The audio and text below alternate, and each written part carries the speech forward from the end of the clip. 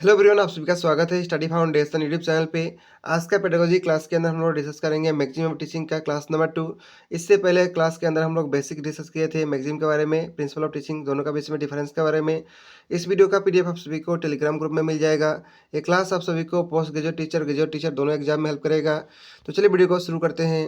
ये सब इंपॉर्टेंट मैगजीम हम लोग पिछला क्लास के अंदर डिस्कस किए थे और आज का क्लास के अंदर हम लोग डिटेल में डिस्कस करेंगे सभी मैगजीम के बारे में। तो आइए सबसे पहले डिस्कस करते हैं। सबसे पहला maxim proceed from known to unknown. आइए हम लोग सबसे पहला मैगजीम के बारे में डिस्कस करते हैं। मैगजीम है proceed from known to unknown. One of the most natural and simple way for a teacher to teach a lesson is to proceed from known to unknown. एक सिंपल, नेचुरल और simple तरीका teacher के लिए कोई भी lesson teach करना क्या हो सकता है कि वो प्रोसीड हो नॉन से अननोन।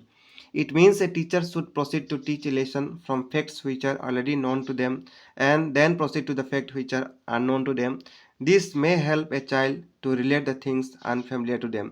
इसका मतलब टीचर जो है प्रोसीड करे, जो चीज़ वो चीज़ से प्रोसीड करे जिसके बारे में बच्चों का जानकारी हो, उसके बाद अनफेमिलियर या फिर अननोन चीज़ का साइड में प्रोसीड हो। इससे जो है बच्चे के अंदर इंटरेस्ट बना रहेगा और क्या हो सकता है, बच्चे लोग रिलेट कर सकते हैं नया चीज़ को। For doing this, the teacher must have information about the previous knowledge of the child. ये सब करने के दौरान एक टीचर को ध्यान रखना है कि बच्चे का जो प्रीवियस नॉलेज है उसके बारे में जानकारी अवश्य हो। The use of this magazine can help to arouse the interest in the child in further learning. इस मैगजीन का यूज़ करने से क्या हो सकता है, बच्चों के अंदर लर्निंग का इंटरेस्ट जो है हमेशा के लिए बना रहेगा। Beside this, magazine facilitate learning process and economize the effort of the teacher. इससे जो है लर्निंग जो है अच्छा बना रहेगा और टीचर का जो यहाँ इतना एफर्ट किया है उसका रिजल्ट भी अच्छा मिलता रहेगा। For example, if a lesson is on profit and loss in mathematics, a teacher can relate some instances from daily life like buying and selling goods and profit and loss made by the shopkeeper. मान लीजिए profit and loss सिखाना है तो teacher क्या कर सकता है, जो डेली लाइफ का बाइंग सेलिंग गुड्स है उसका एग्जाम्पल ले सकता है कि शॉपकीपर कैसे प्रॉफिट एंड लॉस जो है कमाता है, उसको एग्जाम्पल लेके टीचर जो है प्रॉफिट एंड लॉस चैप्टर को मैथमेटिक्स के अंदर अच्छा से सिखा सकता है।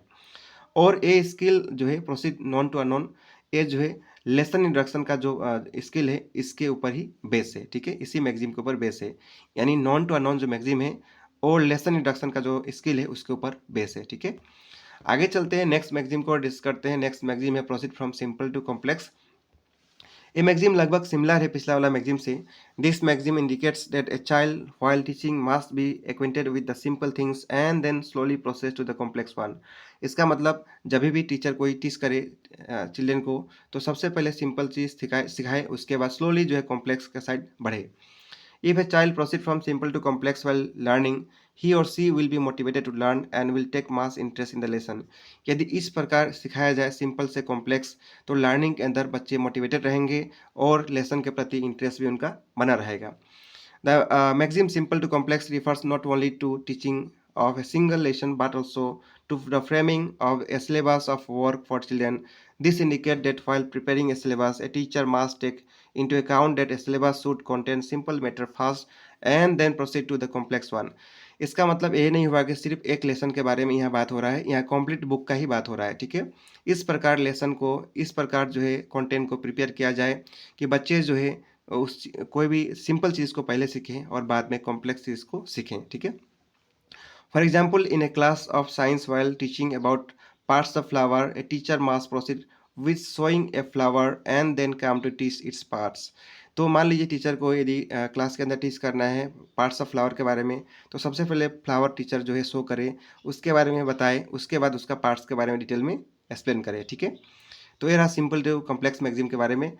आगे चलेंगे, नेक्स्ट मैगजीम है proceed from indefinite to definite. हम लोग टोटल 11 मैगजीम डिस्कस करेंगे, तो ये 3 नंबर मैगजीम है proceed from indefinite to definite. Whenever a child learn something for the first time the idea remains vague to his or her mind. यानी कोई भी चीज़ बच्चे फर्स्ट टाइम सीखते हैं तो उसके बारे में बहुत ज़्यादा जानकारी नहीं होता है। This can made clear only with this maxim. यदि इस प्रकार इनडेफिनिट से डेफिनिट मैगजीम को यूज़ किया जाए तो वो जो भी बच्चे के अंदर जानकारी नहीं है वो जानकारी को दिया जा सकता है। The idea behind an effective teaching is to make clear every word and ideas presented to the child like a picture. जिस प्रकार पिक्चर देखने से सब कुछ जो है क्लियर हो जाता है, विजिबल होता है, उसी प्रकार टीचिंग भी उसी प्रकार करना चाहिए जिसके अंदर प्रत्येक वर्ड प्रत्येक आइडिया के बारे में बच्चों का जानकारी हो। In this context, the use of pictures, actual object, diagram and other devices must be frequently made to clarify ideas. यदि पिक्चर्स, एक्चुअल ऑब्जेक्ट, डायग्राम ये सब हम लोग यूज़ करेंगे तो कोई भी कॉन्सेप्ट, कोई भी आइडिया को एक्सप्लेन करना और उसको क्लियर करना आसान होगा।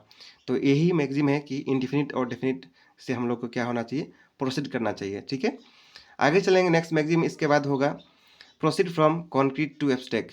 कॉन्क्रीट वो चीज़ है जिसके बारे में जो बच्चे देख सकते हैं, एब्स्ट्रैक्ट वो चीज़ है जो बच्चे जो है अपना सेंसेस यूज़ करके देख नहीं सकते हैं, बस उसके बारे में सोच सकते हैं। ठीक है, at the beginning a child is incapable of understanding the abstract material because a child's imagination is greatly aided by concrete material. यानी लाइफ का बिगिनिंग के अंदर चाइल्ड जो है इनकेपेबल होते हैं एब्स्ट्रैक्ट मटेरियल के बारे में जानकारी लेना, उसके बारे में सोचने के लिए सक्षम नहीं होते हैं। क्यों ऐसा होता है? क्योंकि उनका इमेजिनेशन पावर जो है वो ग्रेटली एडेड होता है किसके मटेरियल के ऊपर, कॉन्क्रीट मटेरियल के ऊपर। We can give an example such as if we present in front of a child 1 plus 1 equal to 2, it remains very vague and seems abstract to be understood by the child. यानी मान लीजिए 1 plus 1 2 होता है, इसको हम यदि समझाएं और बोलें कि बच्चा अंडरस्टैंड कर पाए स्टार्टिंग के अंदर, तो ये थोड़ा कठिन हो सकता है क्योंकि थोड़ा सा एब्स्ट्रैक्ट हो गया। इसको हम लोग सिंपल तरीका से भी समझा सकते हैं। However if the same things is presented by the teacher showing 1 pencil and 1 pen, ऐसा ना समझा के टीचर जो है एक पेंसिल और एक पेन ले और डिस्क्राइब करे that idea that one pen and one pencil equal to object will make abstract idea looks concrete। यानी यहाँ पे भी देखिए एक पेंसिल और एक पेन को समझाया जा रहा है, लेकिन एक पेंसिल और एक पेन मिला के दो ऑब्जेक्ट होता है। इस प्रकार यदि टीचर सिखाए तो एब्स्ट्रैक्ट आइडिया को कॉन्क्रीट के माध्यम से हम लोग सिखा सकते हैं। ठीक है, तो जनरली इस प्रकार का आइडिया, इस प्रकार का कॉन्सेप्ट टीचर को हमेशा ही यूज़ करना चाहिए। Hence, in course of teaching, the teacher has to begin with concrete material and slowly proceed towards abstract idea।